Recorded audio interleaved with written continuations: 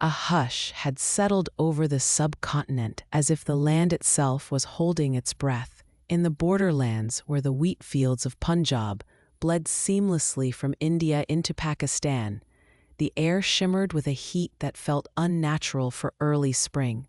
Yet it wasn't just the weather. There was something in the wind. At dawn, the horizon was a bruised tapestry of lavender and orange, but as the sun climbed, its light revealed a world on edge. From the ancient city of Amritsar, where the golden temple's domes gleamed amid the morning haze, to the bustling streets of Lahore, thick with the aroma of cardamom tea and the clangor of rickshaws, the people went about their lives. Yet everywhere, radios hissed with urgent news bulletins, and conversations slowed to anxious whispers. In New Delhi, the halls of government radiated a cold, clinical efficiency, masking the simmering dread underneath. Meanwhile, in Islamabad, the military's command centers thrummed with the low hum of machines and the clipped voices of officers, their eyes fixed on blinking maps and black and green monitors. The fragile peace had always been precarious, an uneasy truce built atop a mountain of grievances and blood-soaked history. In the border villages, old men remembered the partition's terror, while children played cricket on dirt roads, blissfully unaware of the ghosts their elders saw in every shadow. The world watched, some with hope, most with trepidation, as the two nuclear-armed rivals danced ever closer to the edge. Rumors of attack and counterattack moved faster than the wind. A series of explosions, coordinated, precise, and devastating, rippled through Mumbai and Delhi, sending plumes of smoke clawing at the sky. The immediacy of loss was overwhelming. Mothers searching for sons, fathers clawing through rubble. The desperate wails of sirens and the unyielding gaze of news cameras. In that moment, the ancient enmity between India and Pakistan was no longer a matter for diplomats and generals. It was etched in the faces of the living and the dead. As night fell, the subcontinent lay in uneasy darkness, the border's silence broken only by the occasional bark of a patrol dog or the distant echo of gunfire. Somewhere, in the trembling stillness, the first domino had already fallen. The city had become a patchwork of grief and resilience. Smoke still curled above the skyline, a grim reminder of the morning's horror. Prime Minister Anaya Singh stood at her window, watching the city she had sworn to protect flicker with uncertainty. Below, the traffic moved in wary fits and starts, as if each driver expected the world to end at the next intersection. Singh was not new to tragedy, but this morning's attacks had left her shaken. She had spent the early hours in the war room, her voice hoarse from barking orders, comforting the bereaved, and fielding calls from world leaders who offered sympathy but little else. She turned as her chief of staff, Vikram Patel, entered, his face ashen. "Anaya, ISRO confirms the intercepted signals. They're tracing the calls, Lashkar-e-Taiba, with ISI fingerprints all over it." Singh's jaw tightened. "I want options, Vikram. Diplomatic, military, everything. We can't let this stand." He hesitated, voice softening. "The cabinet is ready, but there's fear, Anaya. Fear that if we strike back, there's no telling how far this goes." She closed her eyes briefly, remembering the faces of the victims. Children in school uniforms, commuters frozen mid-step, the endless parade of mourning. If we do nothing, we're already lost. Outside, the city tried to heal. Candlelight vigils bloomed in public parks, and strangers embraced in shared sorrow. But beneath the surface, something else was growing: anger, nationalistic fervor, and the old wounds of partition reopening like fresh cuts. Later that evening, as the cabinet convened, Singh listened to the arguments volley back and forth. Measured diplomacy versus overwhelming force. Calls for restraint met with howls for vengeance. As the debate raged, She felt the weight of history pressing on her shoulders. In the chaos, her phone buzzed, a message from her daughter, simply, "Be careful, Mama." It was enough to make her pause, to remember what truly was at stake. At the heart of Islamabad's Air Force headquarters, the air was electric with anticipation. Air Marshal Imran Qureshi stood ramrod straight, his eyes darting from screen to screen as incoming reports painted an increasingly fraught picture. In the past, he'd weathered border skirmishes and diplomatic standoffs, but tonight felt different, unpredictable, volatile. A junior officer approached, voice barely above a whisper. "Sir, satellites confirm Indian fighter jets massing near the line of control. We have scrambled interceptors. Orders?"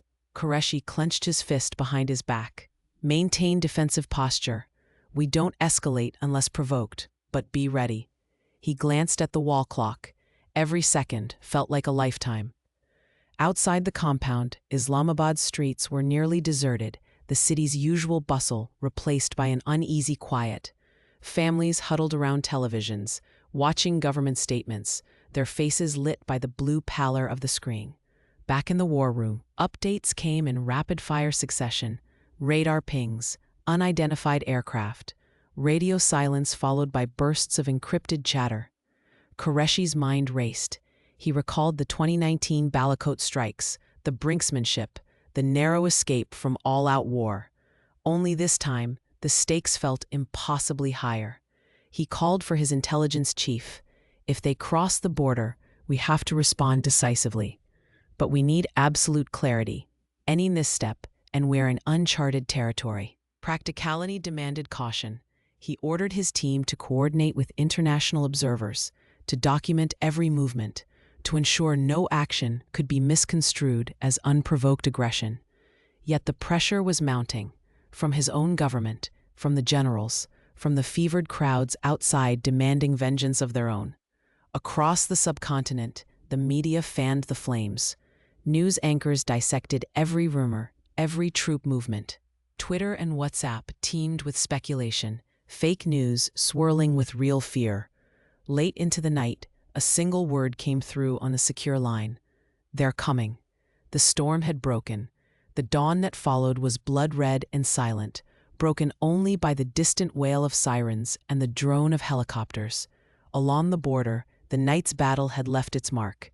The scorched skeletons of fighter jets, their insignias still visible beneath layers of soot and ash. Rescue teams worked feverishly, picking through debris, tending to the wounded, and hauling away the dead.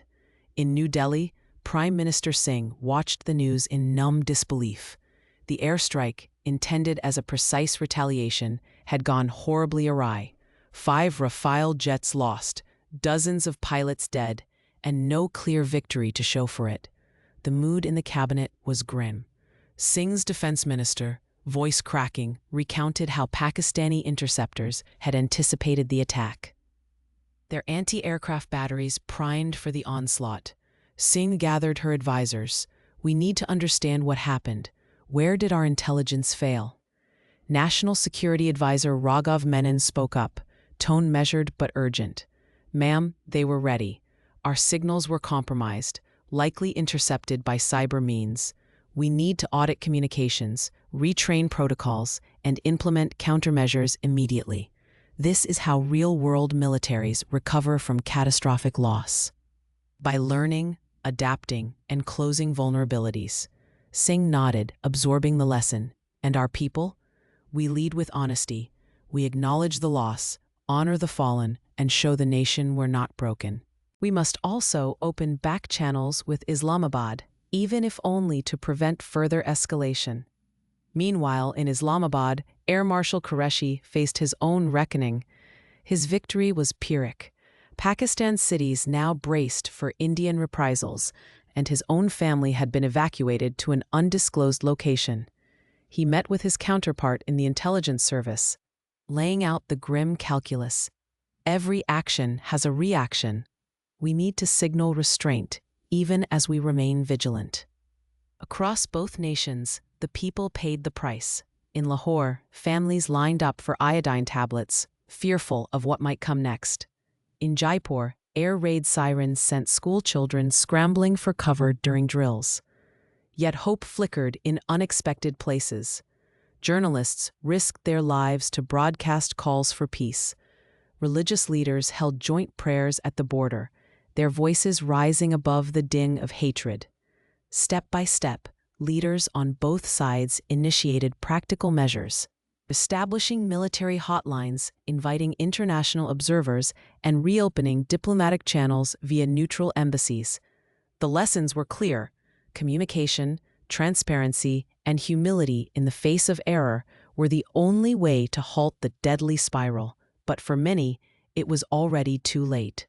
The specter of nuclear war loomed, and all it would take was one more mistake. The world seemed to stop as the first warhead detonated above the outskirts of Amritsar. For a heartbeat, there was silence. Then, a roar like the end of the world. The flash ignited the horizon, vaporizing everything in its radius, sending a mushroom cloud clawing into the heavens. In the war rooms of both nations, panic reigned. Prime Minister Singh, his face ghostly in the screen's light, whispered, "My God, what have we done?" Across the border, Air Marshal Qureshi slammed his fist into the table, his composure finally breaking. "We've crossed the line. There's no coming back." The exchange was brief, but devastating. Lahore, too, was targeted, its old city flattened, its millions left to the mercy of fallout and chaos. In both countries, emergency services collapsed under the weight of catastrophe. Hospitals overflowed, doctors working by candlelight, their faces masked against invisible death. In the chaos, a handful of leaders, scientists, and diplomats cobbled together a desperate response. They activated emergency hotlines to halt further launches, sent pleas for international intervention, and used encrypted channels to agree, in trembling voices, to a ceasefire. But the damage was done.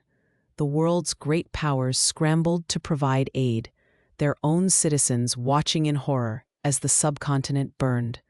The lesson was seared into the earth itself. In the nuclear age, there are no winners, only survivors. As the radioactive ash drifted on the wind, Singh and Qureshi, each in their private agony, penned public addresses, solemn, broken, pleading for an end to hatred. Their words were broadcast over silent cities, echoing in the ruins. The months that followed were a tapestry of sorrow and fragile hope. Across the subcontinent, survivors emerged from shelters, blinking in the pale, ash-laden sunlight. The land was scarred, cities gutted, but life, stubborn, miraculous, endured. Prime Minister Singh and Air Marshal Qureshi became unlikely voices for peace, traveling the world to bear witness to the horrors they had unleashed. Their speeches, raw, remorseful, helped forge new treaties, new alliances, and a new determination: never again. Communities rebuilt, brick by brick, guided by the memory of what had been lost. Scientists and engineers worked side by side, designing systems for early warning and disaster relief. Schools reopened, teaching children the true cost of war and the necessity of dialogue over vengeance. Yet the scars remained. For every bridge rebuilt, there was an empty seat at the table, a photograph on a mantelpiece. But amid the ruins, a young boy planted a sapling where nothing else would grow. Around him, survivors gathered, not as Indians or Pakistanis, but as people united by loss and hope.